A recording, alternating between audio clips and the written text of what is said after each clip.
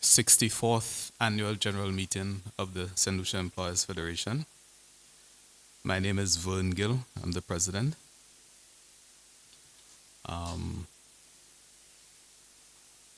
Just some housekeeping matters for now. The washrooms are directly to the back of us here.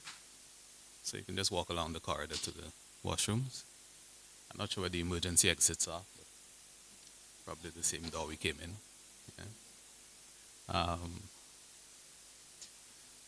I would like to invite you to stand for the opening prayer. We have Mrs. Amy DeMille Henry to lead us in prayer.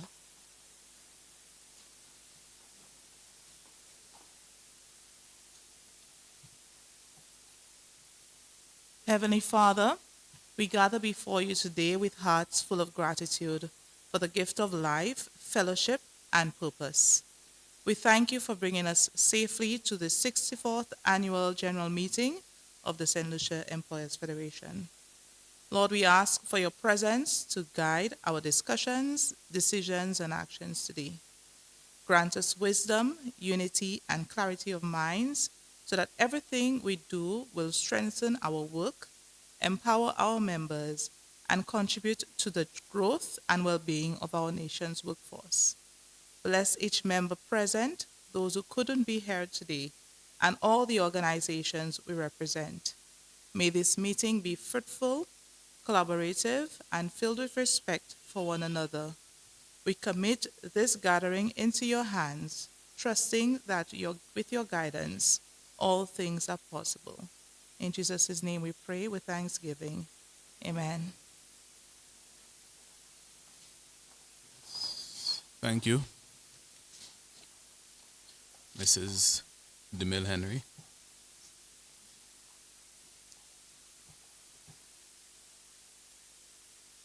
Body to the meeting, spending a good day together at this resort.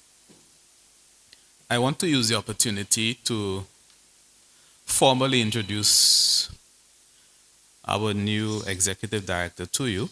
We have not done so. We've written you and said there's a new person, but I would wish to formally introduce her. Her name is Cornelia Jean-Baptiste.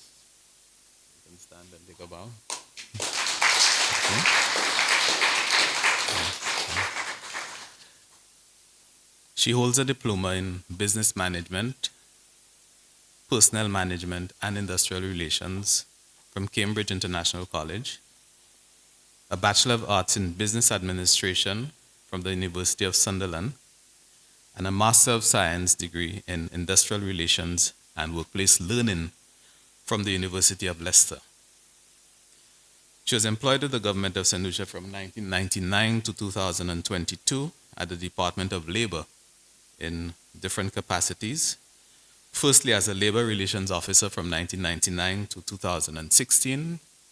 Between 2016 and 2018, she was the Deputy Labor Commissioner. And from 2018 to 2022, she was the Labor Commissioner. So she's had a wealth of experience in the field of work that we engage in. And we felt that she would have been a good fit for us coming into the Federation. It was also a change in terms of how we have traditionally done business over the last 64 years, because for the first time we actually have a female as the head of the organization in that way. And you can see the difference.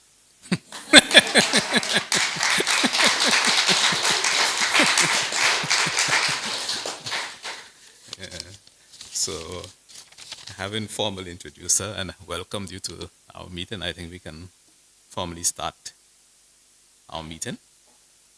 So, this is Mrs. Baptiste.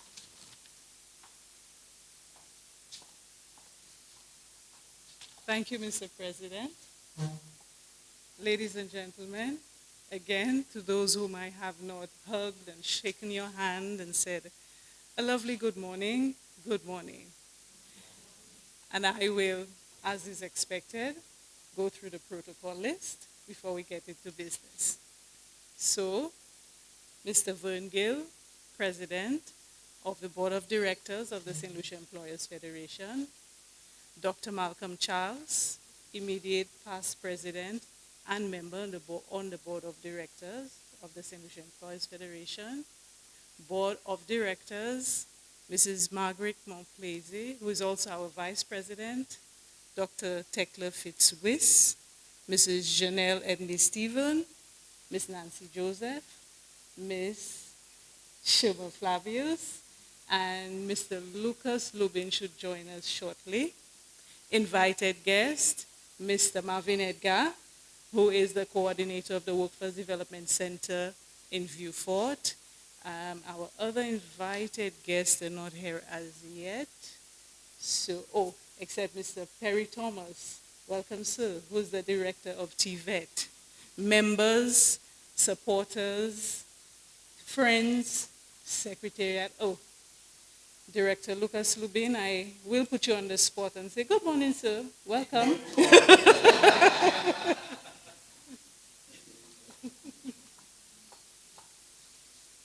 Yes.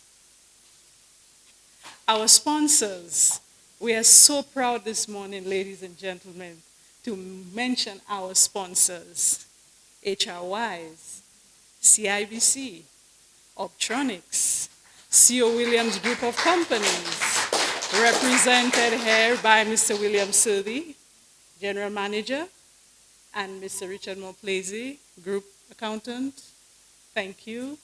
Invest St. Lucia, we have Ms. Nadia Evans, and Ms. Janelle Stephen as well, who is a member of the board who's trying to shy away. Wasco. Selena, good morning and thank you. And we must make a special mention of Unicoma, Windward Island Gases, and of course, Coco Palm Hotel. So these are our list of sponsors, ladies, and we are very happy. We're elated that they decided to join us and sponsor this morning. So a very warm welcome to all of you. We are indeed happy to have you here. As you would have noted, the theme for this morning is from global risk to local action, the employer's role in a changing world. And it is my privilege today to address you as my president says, first female executive director of the St. Lucia Employers Federation on this theme. This phrase invites us to reflect not only on what's happening globally, but on how we choose to respond here in St. Lucia. And in doing so, I would like us to consider a simple but powerful distinction, and that is the difference between what we have to do, but what we get to do. We are undeniably operating in an era of intense uncertainty, but we are also standing at a moment of opportunity to lead differently, to think more boldly, and to act more intentionally. So in the next few minutes, let's focus on the employer's role in a changing world. Not the burden, not the obligation, but the role. And I'd like to juxtapose this with the difference between, as I said, what we have to do and what we get to do as employers in this new reality. Because yes, these are uncertain times, even overwhelming times.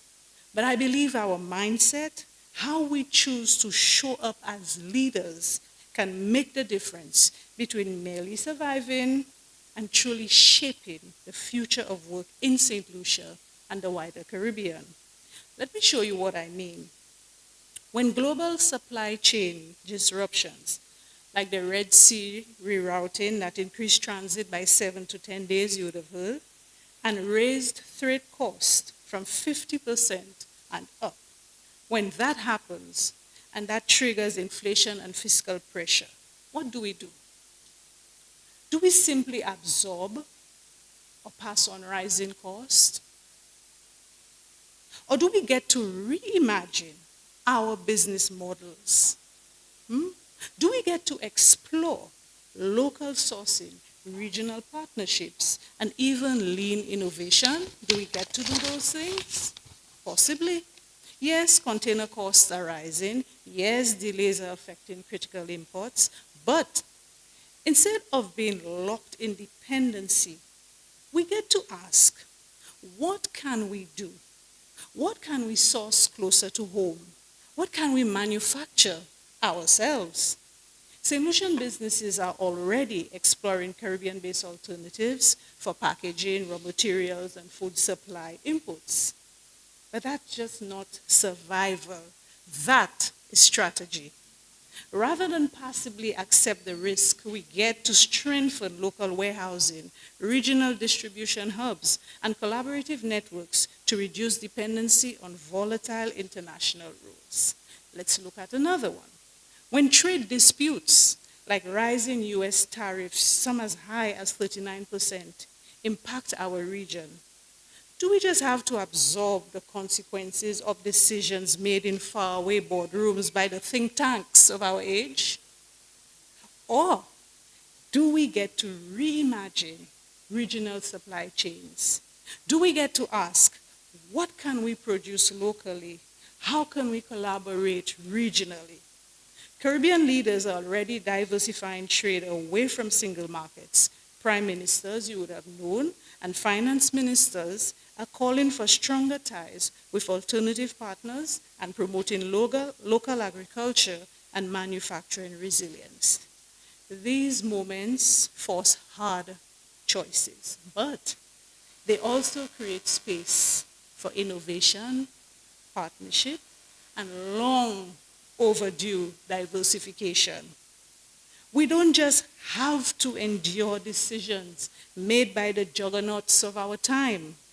We get to respond with local courage. We get to say, here's how it will work or won't in our context. We get to push back. We get to adapt. We get to lead from where we stand. One more. In the realm of sustainability and ESG, you would know, companies around the world, from EU fund managers to Latin American corporations, are being held accountable for aligning their words with their deeds. Greenwashing is now being called out. ESG reporting is no longer optional in many jurisdictions. And while it's not yet mandatory in ours, the writing is on the wall. But we don't just have to prepare for regulation. We get to lead. We get to show that St. Lucian employers care about people, the planet, and of course profit, all while attracting investment and building trust. We don't just have to absorb rising costs, unpredictable fiscal measures, and global price volatility. We get to rethink how we operate. Local businesses, we are aware, even our members across the island are reevaluating everything from delivery schedules to packaging suppliers. These aren't just coping mechanisms, not at all. They are the seeds of smarter, more resilient models that are uniquely Caribbean, uniquely St. Lucian, uniquely us. We're already seeing right here in St. Lucia that employers are exploring regional alternatives and partnerships with suppliers in Barbados, Trinidad, the Dominican Republic, and even Turkey. That reduce dependency and circulate opportunity within our own space. So yes, these times are trying times. And yes, we must respond to risk. But more importantly, we get to lead, to innovate, and to define the future. As employers, we are not just recipients of global risk, not at all. We are active agents of local action. Together, we have the opportunity to shape strong, agile, and purposeful businesses, not out of obligation, but out of intentional leadership. And I would hazard a guess that as employers, we sit here today and we don't view these changes as something forced on us, but as moments we are privileged to meet head on, together, and with purpose. As employers, we are not just passive recipients of global risk, but we are agents of local action. And I dare say, what a powerful role that is to play. Thank you.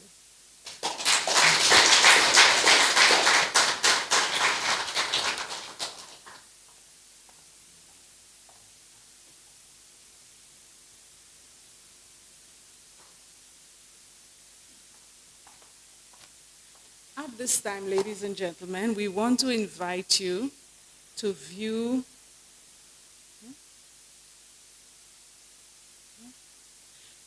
a video. It's not very long, about 3 minutes, that have been put together to put on grand display one of the sole purposes of this meeting.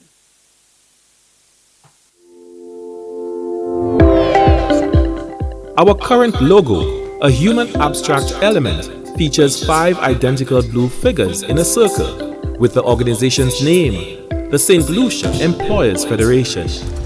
The new logo retains the 5 human abstract elements signifying unity, collaboration, and the collective strength of our members. However, the figures are now in varied colors, set against a dark, solid green background, with each color signifying intentional meaning. Shades of blue representing trust, professionalism, and stability, qualities that define the Federation's commitment to employers and workplace relations. Shades of green symbolizing growth, stability, and adaptability, aligning with a forward-thinking approach to workplace and economic development. Yellow accents reflecting energy, optimism, and innovation, attributes necessary for resilience in today's evolving business landscape. A dark green background providing a strong, grounded foundation, reinforcing the Federation's stability, credibility, and long-term vision. In revamping our identity, we have deepened our engagement and services to our members by expanding our offerings to include the monthly breakfast meetings, monthly virtual sessions with invited guest speakers, a growing portfolio of strategic publications, our collective solutions discussion papers which share insights and proposals generated through employer-led dialogue during the breakfast meetings. Advocacy efforts have also intensified with formal submissions to government authorities on matters of national and sectoral interest. 3 submissions have been made to date. For the first time, the Federation has launched a staff-funded monthly donation initiative in support of school feeding programs. Additionally, we've introduced an official slogan, "Your voice, your partner, your Federation." SLEF presents our rebranded logo.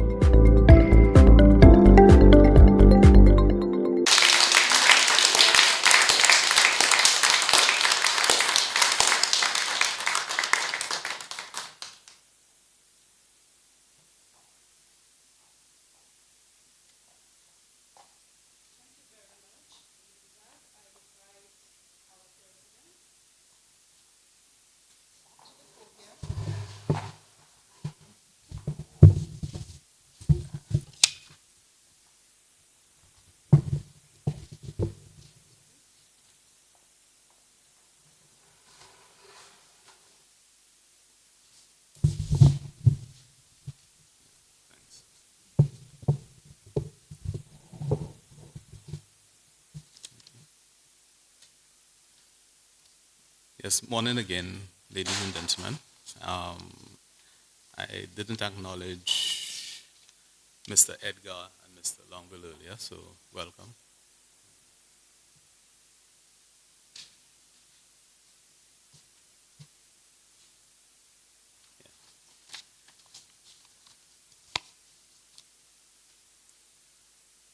So this is the 64th annual general meeting of the St. Lucia Employers Federation.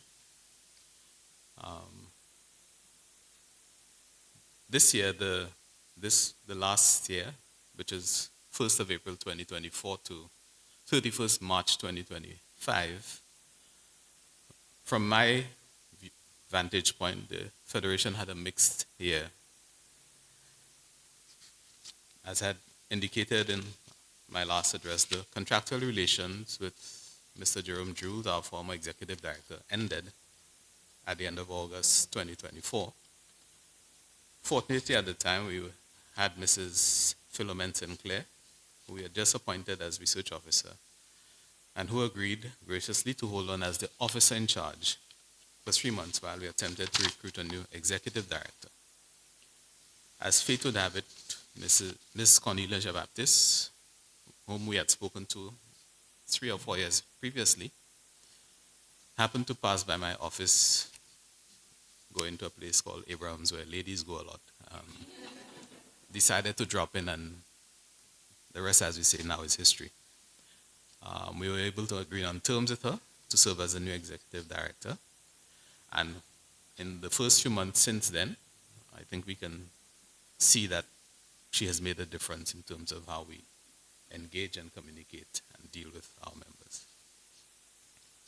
This year, the financial position shows a significant deficit of $79,729, which is mainly attributable to an increase in salaries, which was not matched by an increase in membership dues collected. You'll also note a significant sum being written off, which represented uncollected dues. So the report is in the part of our annual report. I hope you'd have read it before. The board has reviewed this position and is determined, together with the executive director and with the help of the staff and you, the members, to turn this situation around. The directors and members of the Federation have continued to represent the interests of the Federation at different levels in many different forums, and I thank them for that. We continue to be part of the Caribbean Employers Confederation and the International Organization of Employers, which provide us with a regional and international presence. My role as head of the government negotiating team perhaps made me more visible than others, but all directors and on occasion ordinary members have played their part. There's a listing on page 13 of the report that identifies all the organizations where we are participating in actively, including the Minimum and Equal Wages Commission, which is continuing to sit, and two of our directors sitting here are now part of the active labor tribunal. So we are busy doing what we have to do.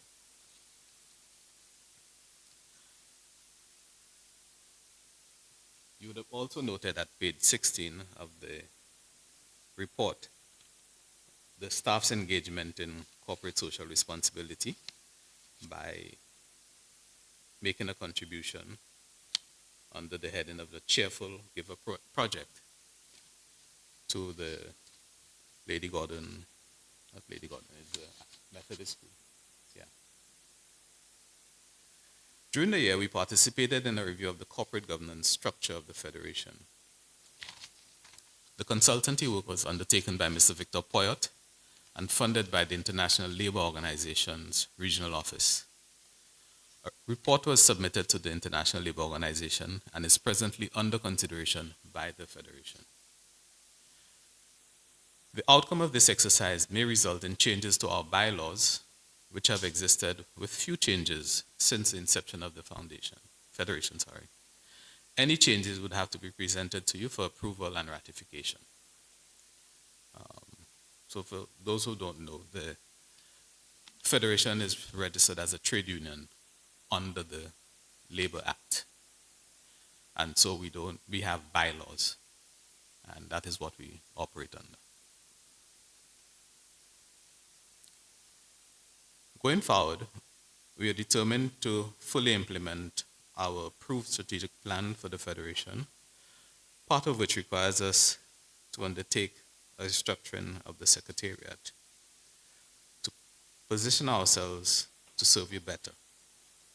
Critical to us as an outcome, apart from the efficiency gains, is to improve on the value proposition to you, the members. We hope that you will see and feel the difference. Change is never easy, and there's usually some pain associated with it. Only this week, as part of the process, we separated from Ms. Marston Joseph, and 2 weeks ago from our research officer, Mrs. Sinclair. We thank them for their contribution to the work of the Federation over the various periods of time that they worked with us. We are committed to participating fully, or we have committed to participating fully in the process of the establishment of a tripartite mechanism based on the International Labour Organization's model of doing business in St. Lucia. An ILO-funded and supported Inception workshop titled Creating a Tripartite Mechanism for Social Dialogue in St. Lucia was held in June 2023. One of our members, Ms. Gority Paul, was present as representing the Federation. And there's to be a follow-up because there's a clear intention to establish the mechanism this time. This renewed commitment to the employer's active participation and involvement in the policy and decision-making mechanism has come about as a result of the work done at the Department of Labor by the Permanent Secretary, Mrs. Sheila Hyacinth Imbert and her staff, the Trade Union Federation, represented by Mr. Monrose, and the Honorable Minister for Labor, Dr. Virginia Albert Poyot, who gave her blessings and support in whatever way she could once she was asked to have St. Lucia back as an active member of the International Labour Organization.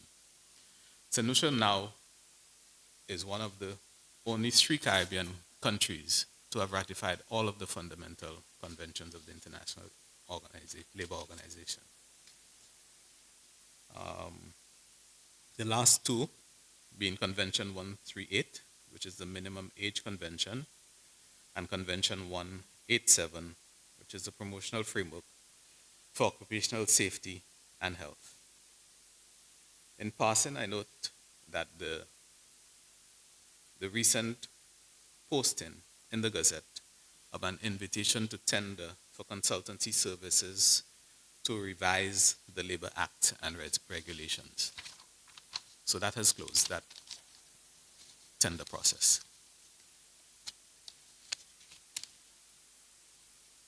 In June this year, St. Lucia participated in the International Labour Conference for the first time in over 40 years. One of the areas which we engaged in directly by my participation at the committee level was a general discussion on addressing informality and promoting the transition to formalization for decent work. This is not new, as there already exists a recommendation from 2015 on the topic. However, the problem persists. One of the lessons learned since 2015 is that it is important to promote the creation, preservation, and sustainability of enterprises and decent jobs in the formal economy, and the coherence of macroeconomic employment, social protection, and other social policy. The Employers Federation can play a critical role in this process in representing persons in the informal economy, in social dialogue processes, and institutions. In that way, we can extend memberships to those in the informal economy, provide services, and where appropriate, form alliances and partnerships to achieve common goals. We are ready to play our part in the process of transition and expect that we would realize the benefit of increased memberships. Everybody wins. The government through increased tax revenue, the registration of companies, contributions to the NIC, increased productivity, the persons engage themselves, able to get the support of organizations and regular support from like the Federation and workers' organizations. And the country as a whole, I believe, would succeed or do better if we are able to achieve a fair level of formalization of what we now call the informal sector. In closing, I want to thank the members of the St. Lucia Employers Federation for their continued support and interest and participation in the Federation. And I take the opportunity to ask you to continue to do so. Please ensure that you pay your dues and fees when training is provided and received. As you can see from our last report, we need you to do your part. I thank you for reposing your trust in myself and the board of directors to manage the affairs of the Secretariat and the organization. I want to take this opportunity to thank my directors, the executive director and her staff, as well as our former employees who all played a role in the business of the Federation over the last financial year and continue to do so. And I remain your humble servant. Thank you.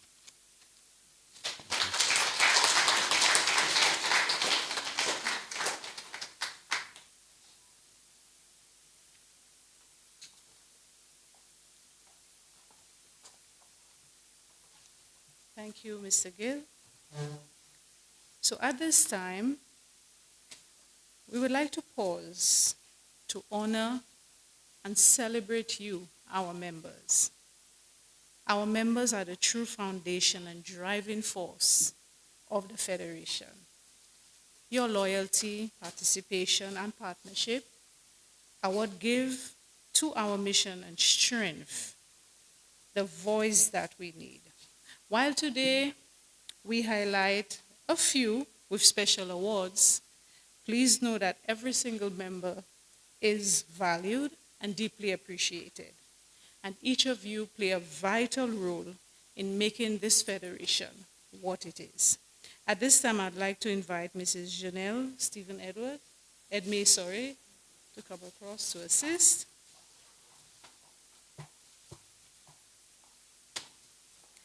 Okay, so we begin with our Loyalty Award for Membership. Today, we proudly honor 6 members who have stood with the Federation for nearly 3.5 decades. Your steadfast commitment, year after year, is not just loyalty, it is a legacy. You have anchored the Federation. You have sustained its mission and inspired its growth. And for that, we express our deepest gratitude. Ladies and gentlemen, our Loyalty Award for Membership goes to MNC Group of Companies, represented here today.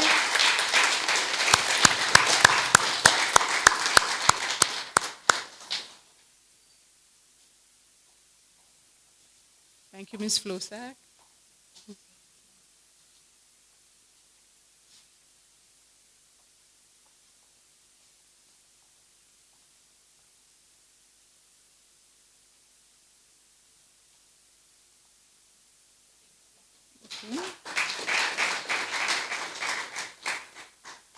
St. Lucia Electricity Services. Thank you, Amy.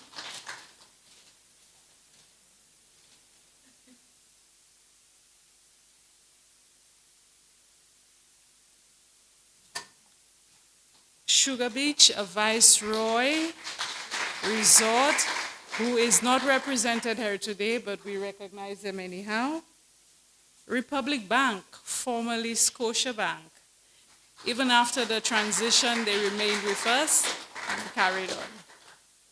No one from? No? Okay. We got confirmation of their attendance, but they're not here with us. Beachcomber Limited. Okay, no one from Beachcomber. We will have the awards sent to them. And finally, Northwest Limited. No one? Again, got confirmation, but she's not here. Okay. Well, in any event, ladies and gentlemen, these 6 members have been with us. It will be 35 years by the end of the year. So, so we are honoring and recognizing their membership. And as we continue, I'm certain that most of you will climb up the ladder and eventually get to the 35 years, if we remain optimistic. Thank you very much. We now hand out an award which we are very proud to hand out. And we have named it the Loyalty Award for support at every activity. This award is presented to a member whose unwavering presence and active participation at every Federation event and initiative have made them true pillars of this community. Your consistent support has not only sustained our programs, but has ensured the collective success and unity of the Federation. Ladies and gentlemen, our Loyalty Award for support at every activity goes to Ojo Labs. And we're represented by, both of you please, Ms. Glenda Liz Flores and Ms. Susanna Gidhari. And they're coming from Viewfort, I just want to add, and they come to every activity, every breakfast meeting, every single thing. Thank you so much.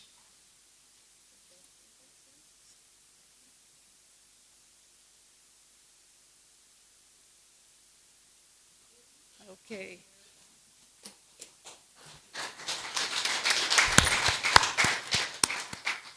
Our next award, which we have called the Distinguished Member Recommitment Award, and we thought this award was necessary because for the past few months, we have been reaching out to our members, especially those who have departed or had departed from the Federation, and to find out what their concerns were, what may have caused them to leave. And throughout our discussions, we have been able to bring on board a few more members.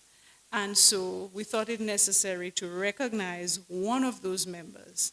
I don't see the team here. We got commitment that they would have been here, but perhaps they're delayed. This special award is to honor a valued member who, after many years away, has chosen to return to the Federation. Their act of recommitment is more than membership, but a renewed partnership, a reaffirmation of trust, and a powerful reminder that once part of this organization, you are always part of this family. Ladies and gentlemen, though they're not here, we recognize Coconut Bay for their recommitment to the Federation.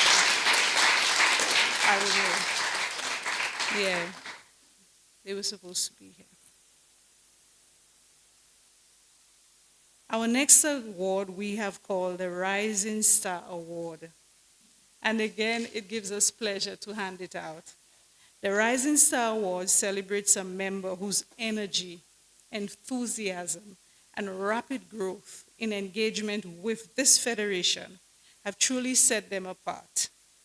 Ladies and gentlemen, in a short time, this organization has shown what it means to embrace opportunity within the St. Lucia Employers Federation, to contribute with passion, and to light the way for others to follow. We are so proud and honored to honor our Rising Star Award to Kiddies Head Start, represented by Mr. Jem Evelyn and his mom, Miss, come on. Thank you very much.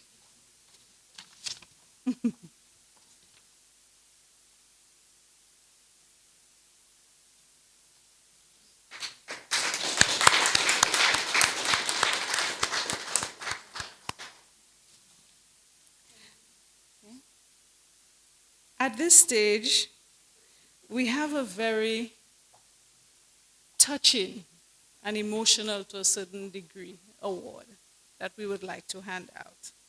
The Torchbearer Legacy Award. The Torchbearer Legacy Award is presented to a gentleman whose leadership and vision, ladies and gentlemen, have shaped the very path of this federation. Serving as president from 1996 to 2006 and continuing as a dedicated board member ever since, his impact has been nothing short of extraordinary. For nearly 3 decades, he has carried the flame of leadership, guided the Federation through times of challenge and change, and has left an enduring mark on our history. Today, we do more than honor his service. We celebrate his legacy. Dr. Malcolm A. Charles, you are and will always remain a true torchbearer of this federation. Please come.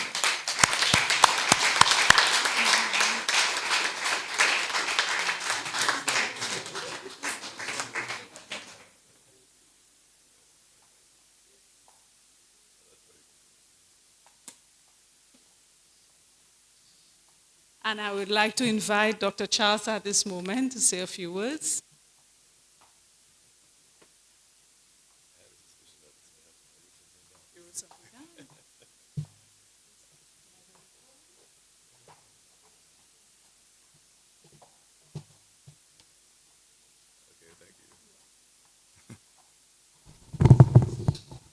One, two, one. That's our old-fashioned way of doing things to test that it works. But a lot better than that now. Not for words. First off, let me say thank you to the Federation and the board and our president, our legal luminary as well, Mr. Bungill, and to all of you who have done one action or another to see that we, as a federation, have been sustainable. Now, I got the feeling that this might be happening, so I wrote a couple of pages down in my study. I thought proper thing. But anyway, I'm going to say it anyway. First of all, I say thank you. I just want to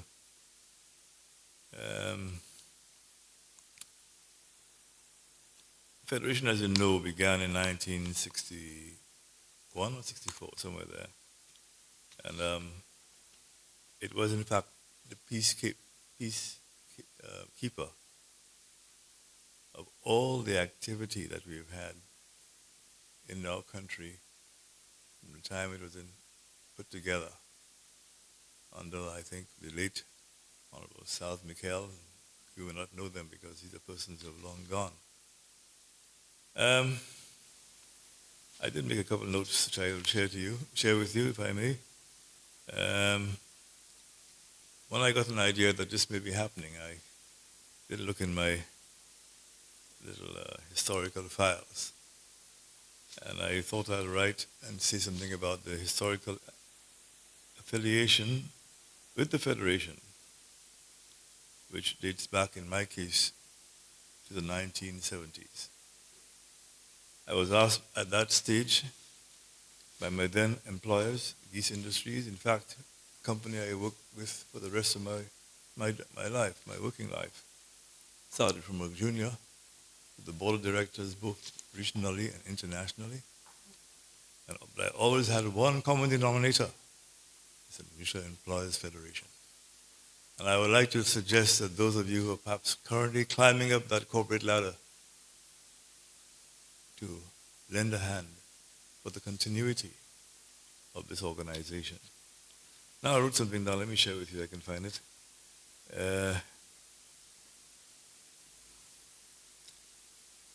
Well, the Employers Federation, when I was first asked to represent the Employers Federation, I was a kind of a middle management person, and there were a number of port disputes going on, and I tried to help resolve them. My British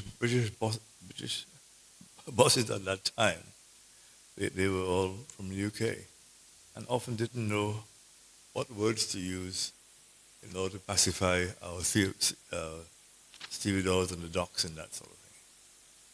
So I, with my junior, and perhaps, but still a bit of a new boy, I was asked by my employers, and they were Geese Industries, to attend the floor membership of the Employers Federation and to apprise the board with the best information available, so that they in turn may make adequate, ample decisions, not only in St. Lucia, but to our neighboring ports of call and exporters, Windward Islands, banana industry, where we also operated in Castries, Vieux-Fort, St. George's, Grenada, Kingstown, St. Vincent, Dominica had Roseau and Portsmouth. Yes, those were the days as we all sought to maintain a harmonious relationship with all our island ports and subsequently set sail for our international ports and business places across in the UK. Ever since then, in my assignments, my role was to ensure that there was continuous harmony between our operations, and the seaports, for which we exported and exported as well fruit to be sold in the international markets of the British market chains. Every week, as we call it in the local parlance, our l'argent fig was picked up at the docks, all of them, and taken across the waters to the UK market. I used to wonder, how can one place buy so many bananas?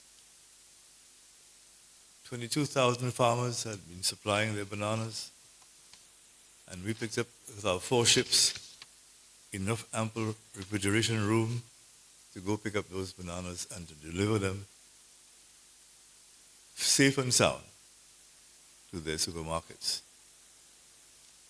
I'm not wishing to inflate my own brief presentation. Perhaps I should take the opportunity to disclose that one of my latest book publications is on the banana industry. I said I've spent all my career there, from age 19 till now, my mid-70s, and I still have that affinity. So I've written a book about that industry and the economic impact it had on our little islands, 4 islands in particular. It's a book, I'll take the opportunity to plug it anyway, because it's all about bananas and where we came from. All of us today who are rising, what do we call ourselves, from little ones to leaders and key role keepers, that became possible. Something called green gold. So I wrote a book called From Brown Sugar to Green Gold.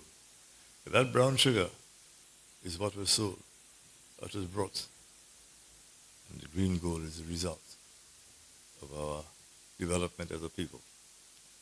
So this publication seeks to present a more accurate picture of our Windward Island banana industry as we saw it back then. So, in closing my remarks, I wish to thank our board and membership. St. Lucia being the largest exporter of the fruit and therefore gain the greatest revenue to our marketing division in the UK. It has been a fantastic journey. I lived most of my time behind the scenes. I never went in march with a placard, I never said anything. I just go directly to the people who are growing the bananas and say, look, guys, we're working together. Let's see what we can do. Because if you tell a ship to go back empty, it means that you haven't got the revenue and the company has doubled its costs, which will still be passed on to the bananas. I'm saying all this for a reason, so that you know the history that we've come from and the kind of quality, excellent quality most of the time. There are times when we have some discrepancies and so on. But most of the time, excellent results. So this publication seeks to present a more accurate picture of our Windward Island banana industry as we saw it back then.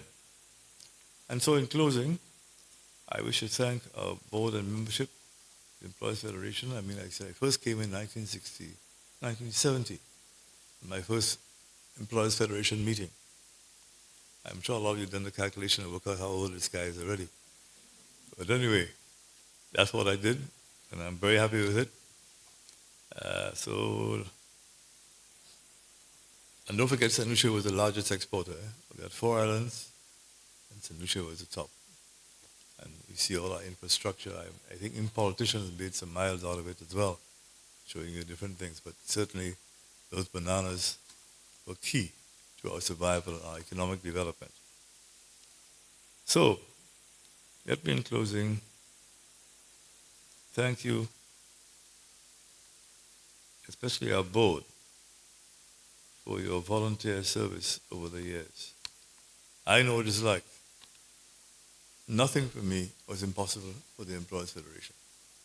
It doesn't matter what time of the day or night, I'll get in my little car and drive to Beaufort in the middle of the night, just to see if I can resolve an issue, to make sure that we, as an economy, as a people, can fund ourselves the larger effect that came in every week. So, let me thank you, as I said. I want to thank our board and my board colleagues and your confidence in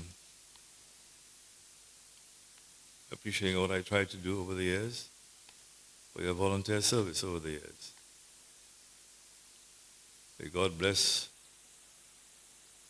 our peacekeeping, our federation, our locally, worldwide. I thank you. No, we're not ready for the party yet.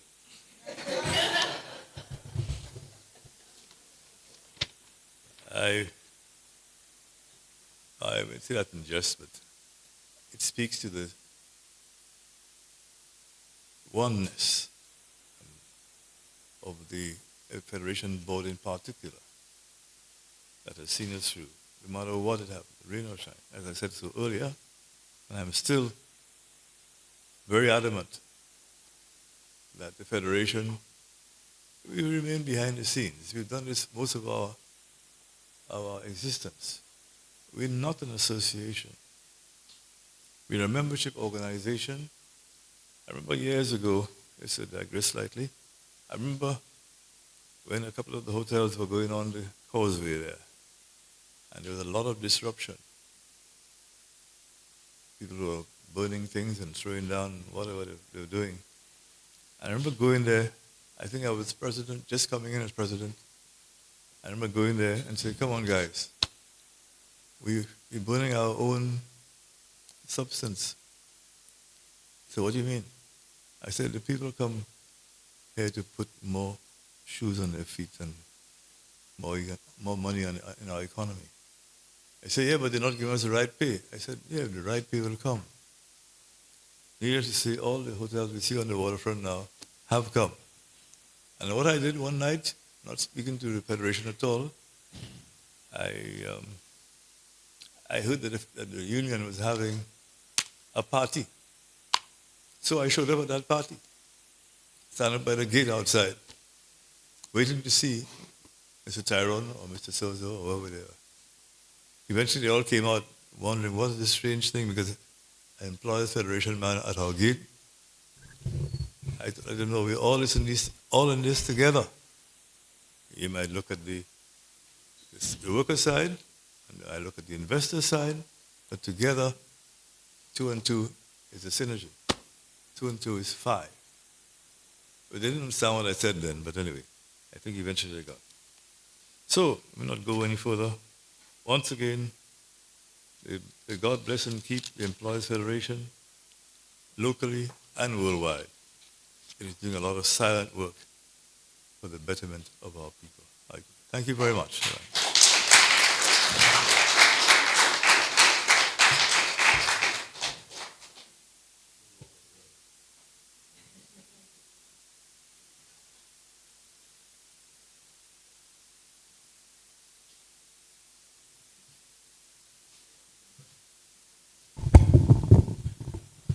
Yeah, thank you, Dr. Charles. I think at this point we will take a short break. There are some refreshments, I believe, at the back of the room, just before we start our formal part with the addresses. So perhaps it's about just before, about 10, so we can take a 15-minute break. I think so you can move around and have a look at what is there and have something to refresh yourself. Thank you.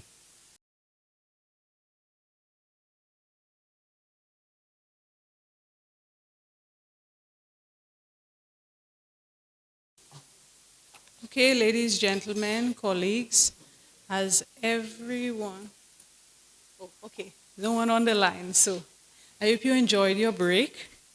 We now move along to the next segment of our morning, of our program. Unfortunately, Mr. Sinovnik Destang, as well as Mr. Richard Peterkin, are unable to be with us this morning.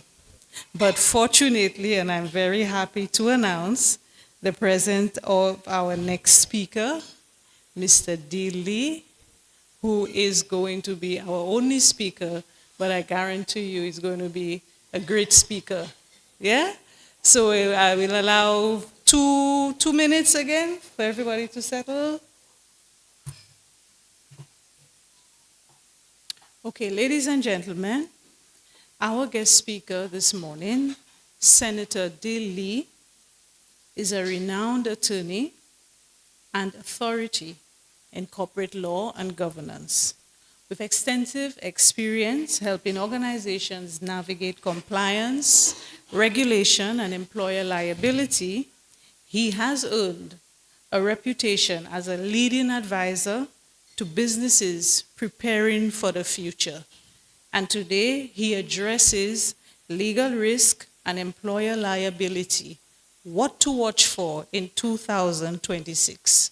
Please help me welcome Senator Dee Lee to the podium.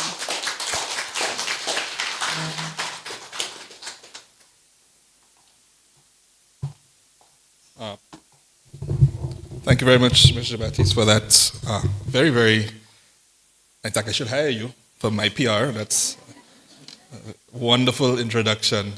I'm, I guess, the only guest speaker, and so therefore expectations have changed from when I prepared this presentation. But that being said, disclaimers first. For anyone expecting groundbreaking information, things that you've not occurred or not incurred or come across, I'm going to disappoint you right now, and in somewhat that's intentional. Because the risks I chose to focus on are the evolution of the risks that we all see and we're all familiar with. But the problem with evolution is that it's slow, and oftentimes you miss it when it's happening. And so the risk there is that we don't recognize that things have changed and moved on from what we were prepared for, what we had already in our mind had under control. And so I'm going to be looking at, can you change please? Looking at three main areas, which are health and safety, which I'm sure, again, as employers, we're all familiar with. Can everybody see? Sorry. Okay, so again, this has become a more dynamic presentation due to me not staying in one position. The whole podium has to move, sorry. That's cool, no, that's all right. I'll just use the screen. Thanks. Health and safety, workplace legal compliance, and data protection and AI risks. Continue. Again, as employers, I'm sure that we all know that one of our fundamental obligations to our employees is to provide them with a safe place of work. But in modern life, the question is, what exactly is this workplace? With COVID, we all moved to remote work for a limited period of time, but that has continued. And I'm sure when we did it, very few of us thought, what happens if our employee gets injured at home? What is our responsibility to that employee? Did we have to go in and inspect their area of work beforehand? Did we have an obligation to make sure we provided them with certain things at home? Or do we just send them off with a laptop and say, you have internet access, continue to work? And that has continued, I think, now because hybrid work has become a reality of modern life. The short answer to that is it depends. If you are requiring your employee to be at home and work from home, you need to make sure at the very least they have an area to work that is ergonomically sound. So you can't have them sitting just at their kitchen table or their lunch table, dinner table, sorry, in a regular old-fashioned chair, 24 hours, day in, day out. That's going to cause back problems. That's going to cause injury. And any injury that arises during the course of engagement in your employer's work, your employer is potentially liable for. So these are things we need to look at. But then conversely, if you've gone in and you've completely redesigned the employee's workspace area, do you then become fully responsible for everything that you've put into that? So like everything else, there's a balance that has to be found, and care and thought has to go in providing or preparing persons to work from home. And one of the underlying advices, obviously, I'm going to give is that you must have some sort of policy in place where you've gone through, you've assessed the risk, and you've put mitigation actions in place. Again, a lot of us, I see persons here who have distribution businesses, which means you have people on the road. You have salespersons who are going out. In some cases, you may have construction, which means you're working on a site away from when I say construction, so for example, you're delivering roofing sheets or something to a site. You may not have full control over the site, but you're sending an employee out somewhere to do work. I had an interesting case recently where a delivery driver was injured, was actually shot during the course of returning to his route. He, obviously seeking compensation, sued his employer, which raised questions. What was the employer's responsibility in terms of ensuring that the route from the factory to wherever you're delivering is safe? Do you have to have armed guards on the truck?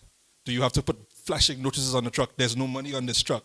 You know, I'm saying this, but these are the sort of thoughts that you have to consider because sadly, we are becoming a more violent and as well a more litigious society. So these are the things that you need to think. You can't just send your employees out and say, well, you're a salesperson, this is your route, drive it safely and come back. And even that, for example, is something that you have to consider as well. How much training do we give the drivers to ensure that they can drive and navigate these roads that we have in St. Lucia safely? Day in, day out, there are accidents on the road. Day in, day out, persons get injured on the road. What happens if your employee gets injured? Ordinary insurance on the vehicle will not cover your employees. So you need, again, to make sure that you've given this some thought and have protection in place for your employees should they get injured and hurt on their routes. It may be necessary, for example, to give them directives as to what time you drive, where you drive, what routes you drive, how where you stop, how you stop, things that to look out for, safety training.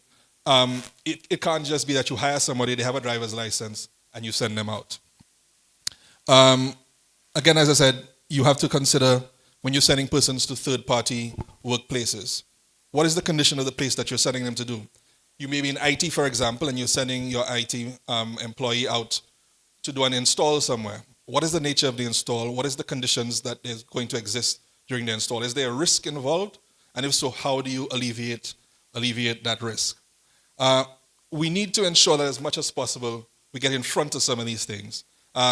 Unfortunately, the way life is, oftentimes you only learn about and follow these things after they've occurred. But again, I think it is imperative on us as employers to give some thought as to what are the emerging health and safety risks that our employees will face. Change, please. And I think, I put this in bold red letters, workplace safety must become a priority. We need to develop a culture of safety. So it's not a matter of talking about it. Our employees need to learn to live it so that they can recognize risk for themselves and even take proactive actions on their own. You have to empower them as well to take actions to protect themselves. And I'm sure Vern will agree with me. There is an obligation on employers, legal obligation, to provide for the stupidity of your employees. So you have to make sure that when you're putting your plans in place, they're as foolproof as possible. You have to make sure you cover as many and as wide a number of risks as possible and to tell your employees about it. So communication and training is vital. Change, please. An area which I believe is a growing area of concern, it falls under workplace safety as well, but I wanted to highlight it specifically, It's the psychological health and well-being of our employees. The Employees Federation, I do remember, had a consultation on this, but I thought I needed to just reinforce the discussion that we had. Again, you have a duty of care as an employer to ensure that your employees exist in a safe environment that's free from harassment, free from bullying, free from unnecessary stress. Now, the problem is that the stress that the employees may be coming to work with may have nothing to do with you. It may arise outside of their home, but when they come into the workplace, it exhibits itself in various ways, the various symptoms for it, which may include them bullying other employees, them lashing out at you, and so there has to be a system where the stress levels, the problems being faced by our employees can be recognized, and that we put the necessary resources in place to assist them. Psychological issues are growing. You have substance abuse issues, you have various mental conditions that persons are suffering from. I know this is a very ticklish area and puts employers in a very difficult spot, because you have an obligation under the law. You cannot discriminate against an employee based on their illnesses, based on the mental conditions. But at the same time, you have an obligation to protect your other employees from, again, harassment, bullying, etc. So there's a fine line that has to be walked. But again, I think we need to flag it and start looking at these situations and how we're going to address them when they arise, because sadly, they are rising more and more in our workplaces. Please. Compliance and regulatory risk. Data protection is on the horizon, and it's going to become a bigger and bigger part of our activities. Our laws, we have a Data Protection Act in place. It's not fully enforced, and unfortunately it's already very, very outdated, so I expect it to be updated soon. But that does not mean that because it's not enforced and because it's not up to date, that we should not attempt to engage in best practice for data protection. And that's simply because data is becoming much more important to business operations, both your internal data as well as your customer data, and there are increasing obligations that surround that, and increasing risks that surround that. So the first thing to do with data protection is, are you a data controller, for example? Are you taking information from your employees that will enable anybody to recognize who this employee is? Sorry, your employee as well as your customers, that will allow persons to recognize who they are. And once you're doing so, I would encourage you to get and ensure that you have confidentiality requirements around that information. Ensure that information is only being collected if it is absolutely necessary. Ensure that that information is correct. And even now, although there isn't a legal imperative to do so, perhaps you want to start letting your customers know that they have a right to review the information that you have on them, and if they wish, to correct it. Because that is where data protection is going, and we're going to have to get there at some point. Cybersecurity and resilience. I'm not going to ask how many persons have been victim of either a cyber strike or a cyber attempt, but the fact is that bad actors are working constantly to attack our systems. I see Dr. Burton shaking his head vigorously. And with the advent of AI, it is becoming incredibly easy to become a hacker. Basically, AI will build the tools for you, and it will go out there and just start attacking persons' security systems. And so we have to ensure that we have put in place mechanisms, one, to protect our hardware and software, but also to recover. Because what happens if it goes wrong or goes bad? If you're attacked the victim of a ransomware attack or a malware attack, what happens next? The attack is one thing, but how do you recover from it? How do you deal with the fallout with your customers, for example? Because what happens a lot of the time is, and I think this happened in Trinidad not too long ago, there was an attack on Republic Bank, and I think Republic Bank, TSTT. And they denied until it became absolutely clear that they had been hacked. And then another problem ensued.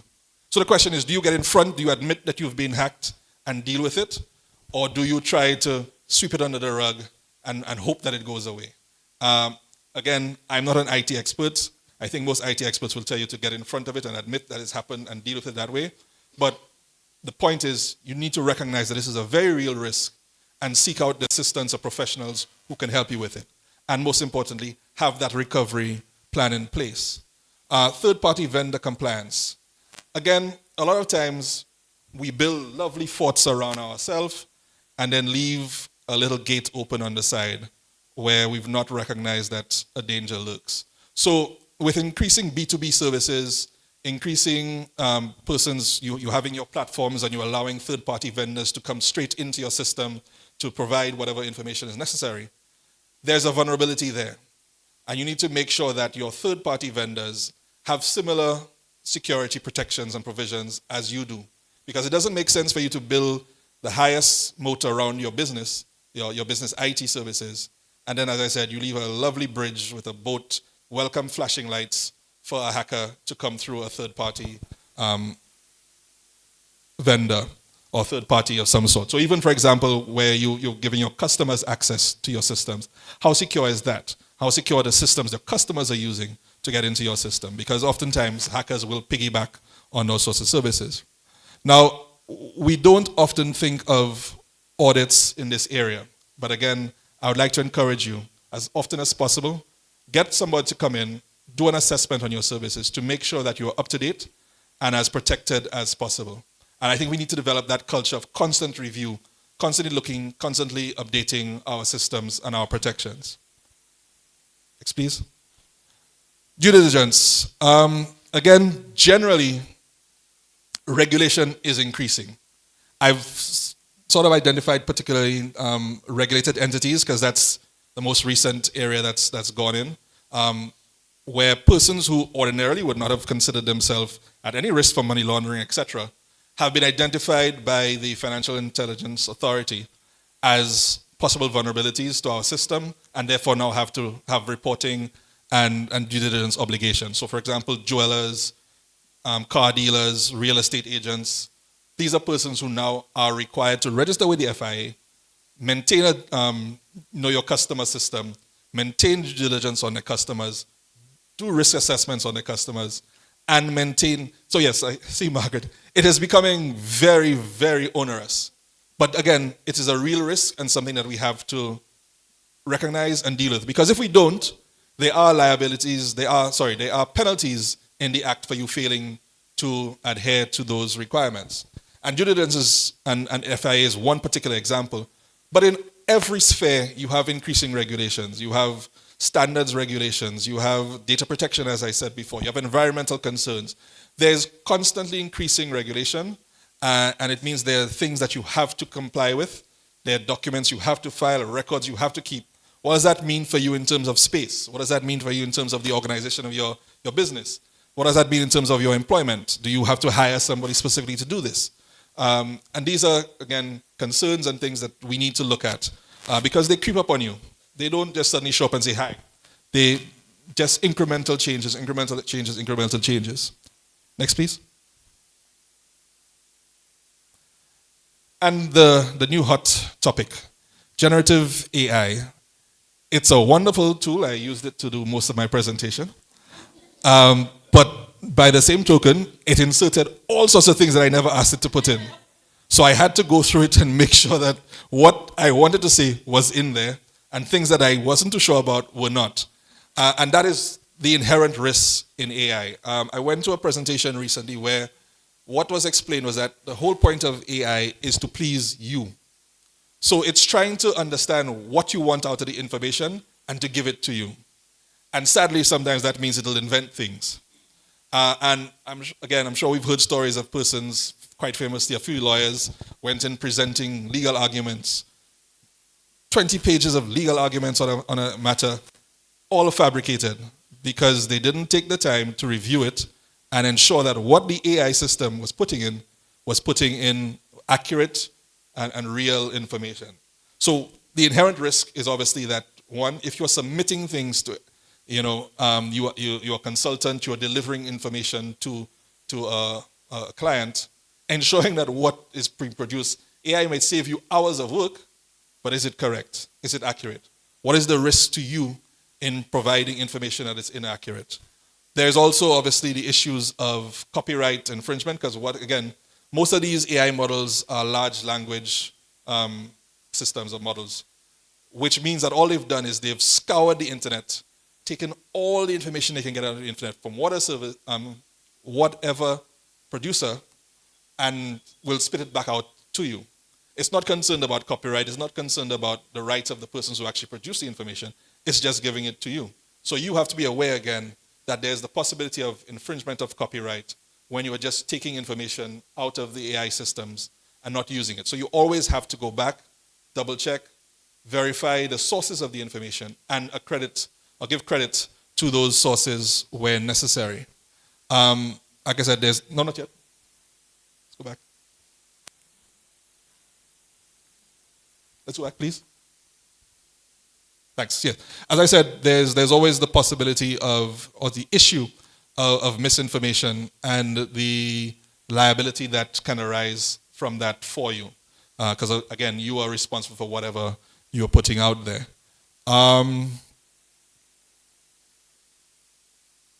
So, again, policies have to be put in place so that your employees know when it is appropriate to use AI, how it is appropriate to use AI, and ensuring that in every case they are using it in a responsible manner and not just going out there. And the other thing, sorry, which I meant, I did put it in, just occurred to it, I'll make sure I get it before I forget. When you're putting things into the AI system, it is not confidential. So please do not be inserting information into the AI system unless you've developed your own model, which you own entirely for your own. Please don't be putting information in there that should not be in there. Because the way these systems work, they work by accumulating information, and the more information you put in, the smarter they get. But they also use that to assist other persons. So there is the possibility and the potential that your confidential information that you've put into the AI system can then be shared with other users, especially if you're using things like ChatGPT, those very popular open systems. So that's another area that you have to be careful, and you need to make sure that you put policies in place so that persons know when they're using AI systems, what systems are permitted, how they use it, and what they use it for. Okay? You can go to the next one, please. Thanks.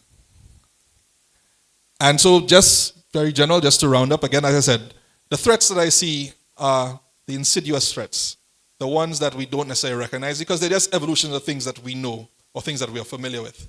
But just because they are familiar, I don't know how many people know the story of how you cook a frog. You don't put it in the boiling hot water one time. You just increase the heat. That is the risk that befalls all of us in relation to these things. If we don't get in front of them, there's a possibility that we're going to get boiled alive. Thank you.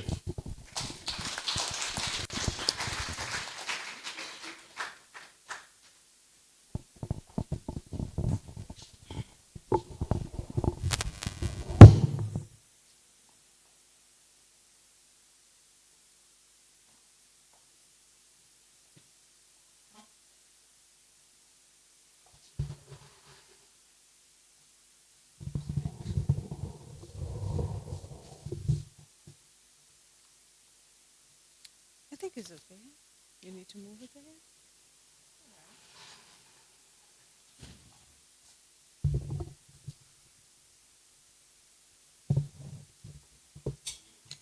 Thanks.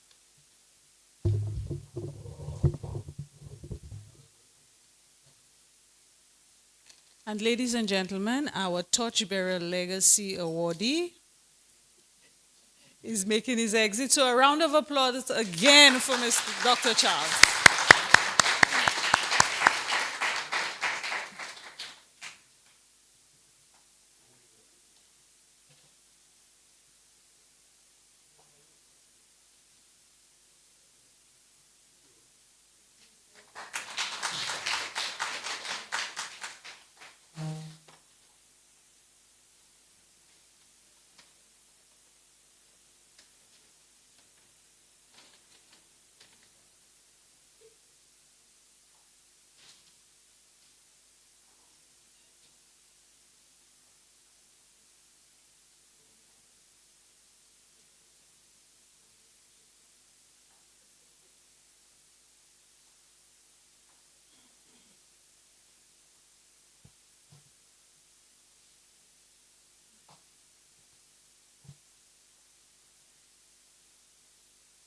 Thank you, Senator.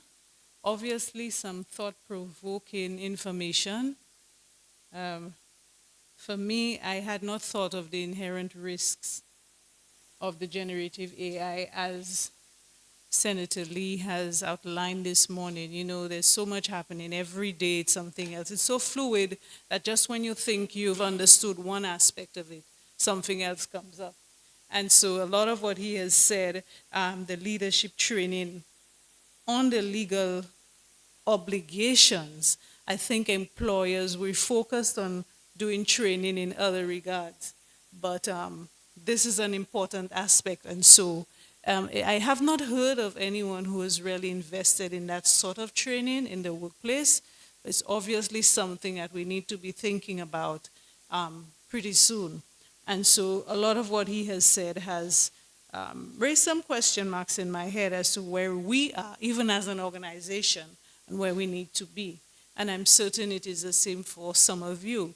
So I'd like to open the floor just to hear from you if there are any questions, any points of discussion, anything you want to elaborate on, where, you know, the brief but very informative presentation touched on, or perhaps didn't touch on, but it's something that you've seen in your environment or you think it's worth sharing.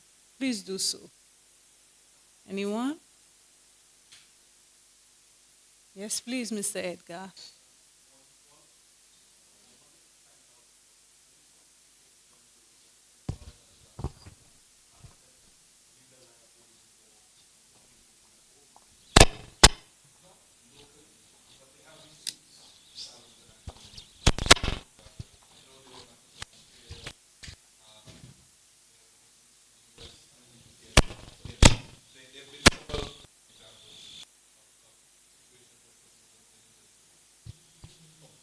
Janelle?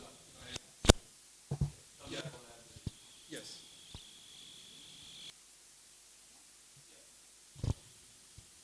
Anybody else? No? Sure.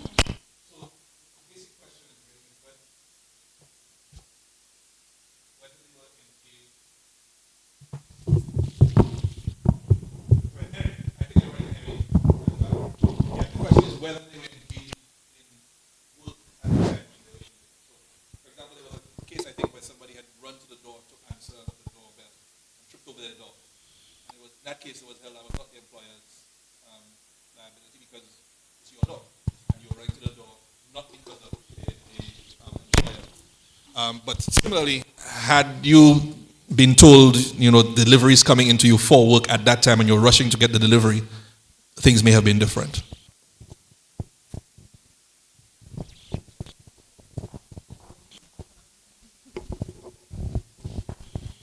You said distinctively about the drivers of a company. I know with our institution, our insurance normally include our drivers. Are you advising as an institution that we should have an additional insurance that would cover everything in case of some liability claim? I'm advising that you review your insurance. If it covers it, that's fine. But make sure the event that you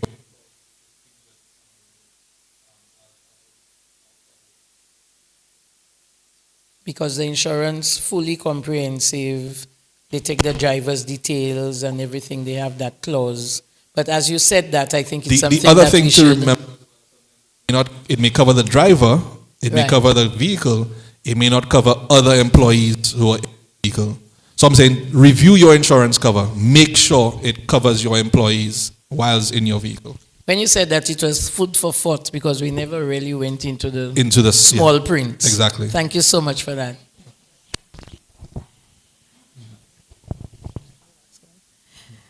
I have a question, and going back to transportation. We provide transportation for employees, but there are certain employees, based on the times they work, they find their way to work, but we reimburse the bus fare. We've had where somebody on a bus has gotten into an accident. Were we the ones liable in that instance?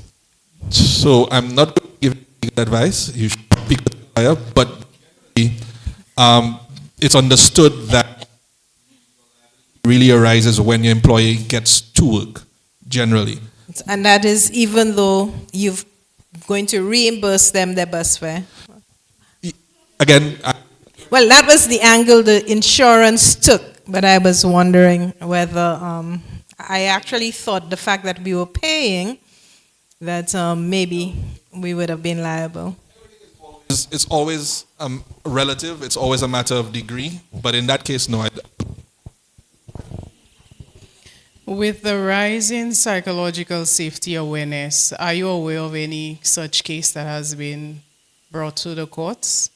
Not yet. And I say yet, I expect, very soon to get something. At least not in St. Lucia. I haven't. And I think just to add, and you mentioned our last breakfast meeting, our consultation, it is something that is slowly rising to the surface because employers are already calling in to say workers are claiming psychological distress and that sort of thing, and they're not coming to work and it's affecting work. How do they deal with it? And workers are blaming employers and saying it is the environment causing the distress, it's toxic, etc. So these are things we may very well see face to face in 2026. Sorry? Yes, yes, it really is. It is. Any other comments?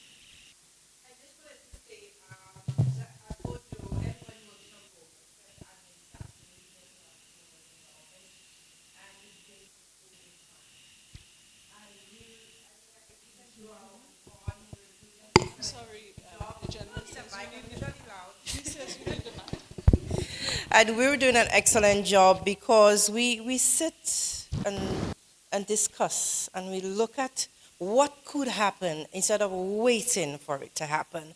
Because we're dealing with human beings and this is all new to us. And so we try our best to ensure the safety of employees. So we do we give out chairs to our employees because we know they're working from home and most of them have plastic chairs and they will have backache. We can provide a desk, but we suggest to you the height of the desk or your workspace and lighting is important. And so we give you, little ideas of what you need, but we do supply the chair and the equipment. And what we do is constant inspections of the equipment.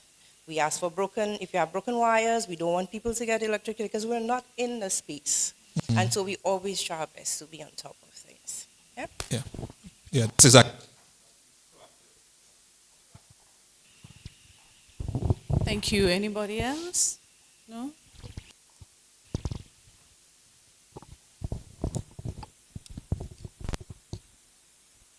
Okay, so as we thank Senator Lee for his presentation and for being with us today, I'd like to invite Dr. Tekla Fitzlewis to hand out a token of our appreciation. Thank you. Who's our photographer? Our photographers. So your colors match the bag.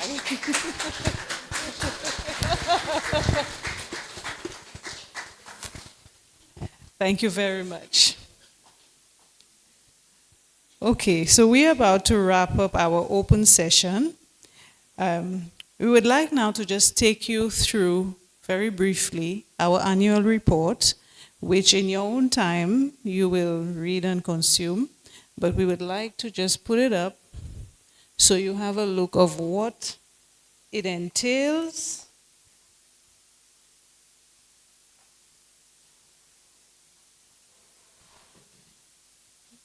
Need help, Ms. Fletcher?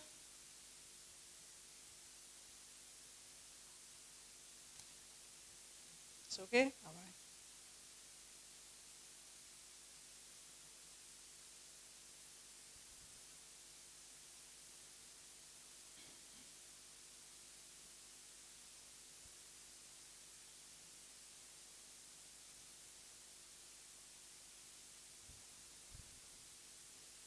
Ms. Fletcher? Sorry? technical difficulties. Two things we've become familiar with: technical difficulties and cost overrun.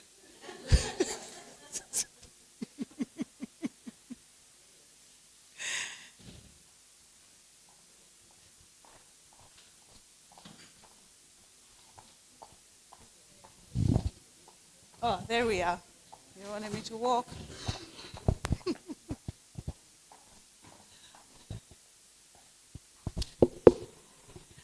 Okay. Okay, so now we reflect on the insights shared in our annual report to take stock of our own journey over the past year, and that is 2024-2025. I am pleased to present the annual report and provide an overview of the Federation's progress, challenges, and priorities as we continue building a stronger future together. So the introduction, which, as I say, please take your time and consume in your own space and time. The introduction, again, introduces the Federation, what we've been up to, what the report entails. You could feel free to move along without much break. The business environment overview. This year, employers face rising costs, minimum wage pressures, labor shortages, and global uncertainty. Yet resilience was shown, we found, in tourism, construction, and digital services. Strategic highlights. We anchored our work on 6 strategic priorities, from advocacy to digital transformation, and this has been laying the foundation for stronger and a more modernized Federation in the next financial year, which we are currently in, 25-26. Member engagement, we maintained 136 members. We strengthened our outreach. We reconnected with past members, and we introduced fresh engagement points, such as our monthly sessions and spotlights. And I wish to thank those who join us every month for our breakfast meetings, and to take this opportunity that we are beginning a new series from September. Our president mentioned, and we all know, that recently the government of St. Lucia made an announcement of a allocation of $300,000, I believe, for the review of the Labor Act. So as to when that will begin, we don't know, but your Federation would like to be proactive and prepare so that when the discussion begins, we would have met with our members and taken notes, and we are ready to represent you. So as of September, this month, we're hoping to begin a breakfast meeting series just focused on reviewing aspects of the labor code, documenting your views and opinions, and so when we do meet, whenever it is called, we would be ready. Training and development. We conducted 30 workshops during the period, and in the process engaged 350 participants. And that proves that training remains a core value driver for the Federation. But we have recognized that there is need to expand our revenue streams, and we are actively pursuing any opportunity that is going to add value to us as far as revenue is concerned. And as members, this is your Federation, so we welcome your ideas, we welcome your opinions on how to make it happen. Advocacy and policy impact. We represented employers on major national boards and policy forums, voicing employer concerns on wage policy, productivity, and competitiveness. And this form, when you go through it, you will see the various boards and associations and where we sit and where we represent you as employers. Governance and operational reform. We welcomed 2 new directors on our board. We reviewed our bylaws, and we undertook digital reforms, positioning our secretariat to deliver more efficiently. Financial summary. Just to say, our president already mentioned that there was a deficit, but going forward, cost control and rebuilding our reserves are indeed priorities.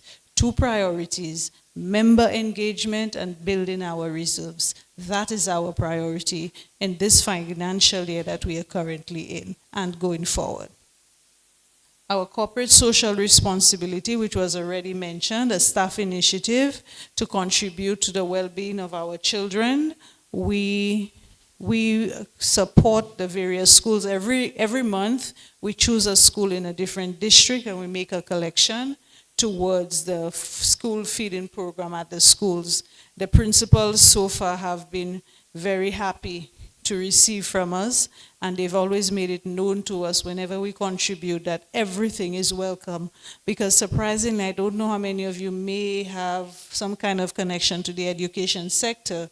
There are many children still going to school hungry. Many children still depend on the meals at the school. So much so, some parents are feeling pressured when school is closed because they have to provide meals for their children. And had the children been at school, the school would have provided those meals. So it's a very important initiative for us. And then we get to the page of looking ahead. We will complete our bylaws, the reform which Mr. Gill spoke of. We've launched our new website, but we keep building. I invite you to take a look. It is very modern, very interesting, very impactful and appealing, but we continue to build on it. We hope to implement a membership management system that works, expand our training courses, and finalize a strategic plan for the future. We will also be working on a business development plan and a business continuity plan. And with that, we have come to the end of this segment where we just go through very quickly our annual report, which you have access to for 24-25. Yeah, thank you.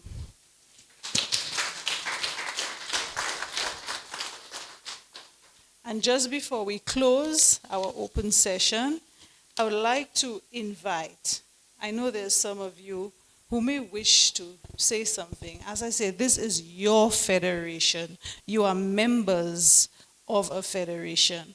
And so we would like to hear from you. We have sent out questionnaires and surveys over the last few months to hear from you. A lot of what we've been doing has been guided by what we have received from you, by your input, what you have suggested. For example, we've heard of engagement. We're not seeing you all. We're not hearing you all. And so a lot of what we've been doing, especially my friends in the South, very early said, y'all need to come to the South. And so we've had three meetings in the South. The turnout was not as expected, but we were still pleased that as the Federation, we made it our business to be present in the South. And so our members from the South, we have no excuse. Let me see our members from the South. We do not expect to hear an excuse when we present ourselves and you're not there. To accommodate, we have even we had three virtual meetings that we scheduled just for our members from the South across to Choiseul, Soufrière, Canaries, and Slurry. 3 virtual meetings, and 1 person signed in for 1 meeting. So for us, it takes away the excuse that we're not reaching out to our members, especially in the South. It is now on the onus is now on the members to accept our invitations when we reach out. I'm not saying this to condemn, just to say that we're doing what we need to do, and we would like, as members, that you respond along the way. So for the next 5 minutes, or 10 if that's what it takes, because we really want to hear from you, we want to invite you as members of this federation to say to us what you like, what you don't like, what you hope to see, what you have seen, etc. Anyone? Please feel free. Don't be shy. If not, Miss Tara George from CPJ. Do I need the mic? Our cameraman insists. Okay. Good morning, everybody. So I just want to commend you on your new approach. One of the things that I find that is significantly different is the personable approach and the availability of the person at the head, aka you. So I just wanted to commend you on your new approach. But I also wanted to make a comment and ask about the salary survey. First of all, when is it due? And secondly, I would like to see a different approach to the compilation, the companies, the various industries that are included in that salary survey. I represent distribution, and I find that the survey does not provide me with sufficient value for my industry. So I would like to see that change, and also perhaps access electronically. Thank you. Thank you very much for that. Your observations are on point. We do intend by the next round, well, as the salary survey is done every 3 years, and so by next year, it should be time for us to prepare a new salary survey. We are hoping to make it more accessible, make it accessible online. It's one of the discussions we've been having with our website developers. So it will be a case of going online, pay the fee, and have full access to it. As a matter of fact, our website is going to allow for access to a full suite of services. So you have to, if you want to register for training, you go to the website. You don't have to fill a form, send it to a scan. We're going as digital as we can. This is the way of the world right now. So yes, your point is taken. One of the, the feedback I got, one of the points made was that the salary survey was a bit limited because we rely on members for the information, and members are not always forthcoming with the information. I could speak of another very real example. We were putting together a database for negotiation purposes, and we're trying to capture what negotiation has looked like over the past 5 years or 6 years. And my friend here, Ms. Bonnet, we had a conversation. But we rely on you as our members to share your collective bargaining agreements with us, so that from that we can compile that data. So whenever a member or yourself, you may need that information going forward into a negotiation, you could pull that up and say, okay, in the last triennium, or from 25 to 26, whatever it was, the average increase was 2%, 3%, and that's very vital for you entering negotiations. But if the information is not provided, then we cannot have it available. So we would want to appeal, while we take care of things on our end and fix what we need to fix, we would like you to work with us, please, and provide the information when it is requested. Okay? But thank you.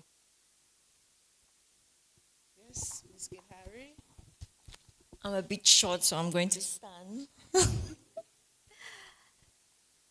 All right, I just want to share the same sentiments as CPJ and also echo you, because you have been phenomenal.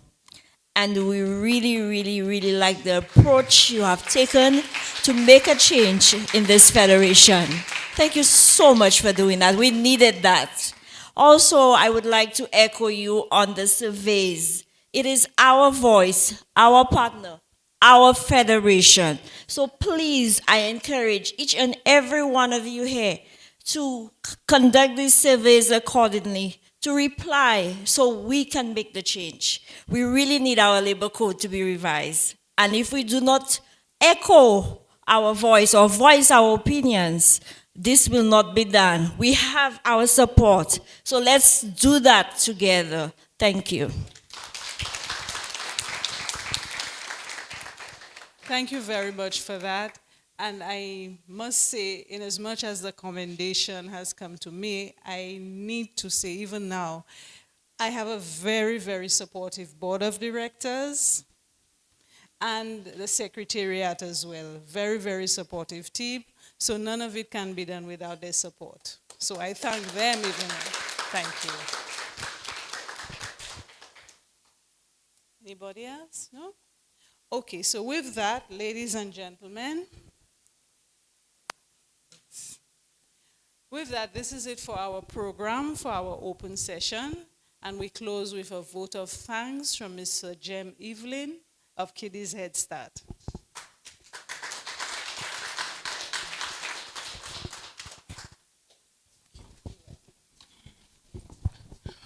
Well, I want to thank all the employers here, because without the employers, there would be no federation, right? And without the federation as a head, there would be no employers to be members of the Employers Federation. I've been going to, I think I've attended almost every breakfast meeting that has been going on since then. And so it's nice to see all the faces and all the people attending.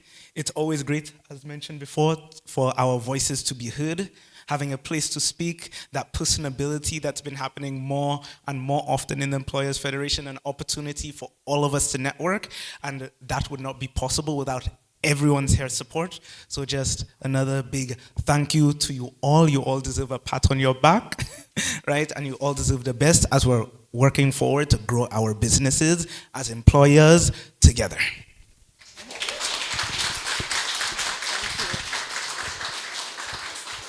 Okay, so with that, we end our open session. We would like to ask our members to remain. We can do about half an hour of networking. Again, continue your networking, visit the Optronics station as well as the HRY station.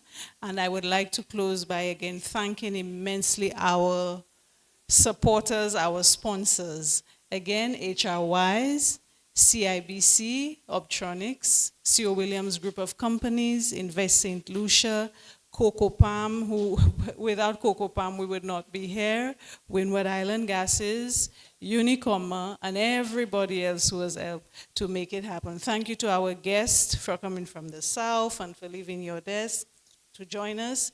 It made a difference. So thank you so much, and as I say, our members, we can network for a bit and then remain for the closed session. Thank you very much.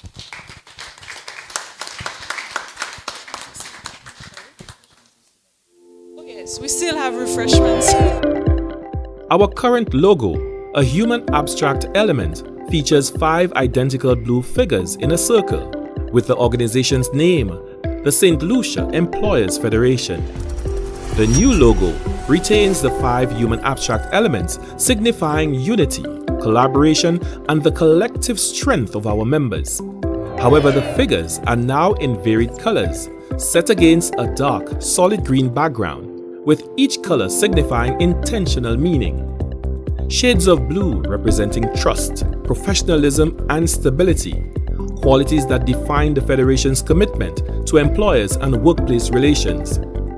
Shades of green symbolizing growth, stability, and adaptability, aligning with a forward-thinking approach to workplace and economic development. Yellow accents reflecting energy, optimism, and innovation, attributes necessary for resilience in today's evolving business landscape. A dark green background providing a strong, grounded foundation, reinforcing the Federation's stability, credibility, and long-term vision. In revamping our identity, we have deepened our engagement and services to our members by expanding our offerings to include the monthly breakfast meetings, monthly virtual sessions with invited guest speakers, a growing portfolio of strategic publications, our collective solutions discussion papers which share insights and proposals generated through employer-led dialogue during the breakfast meetings. Advocacy efforts have also intensified with formal submissions to government authorities on matters of national and sectoral interest. 3 submissions have been made to date. For the first time, the Federation has launched a staff-funded monthly donation initiative in support of school feeding programs. Additionally, we've introduced an official slogan, "Your voice, your partner, your Federation." SLEF presents our rebranded logo.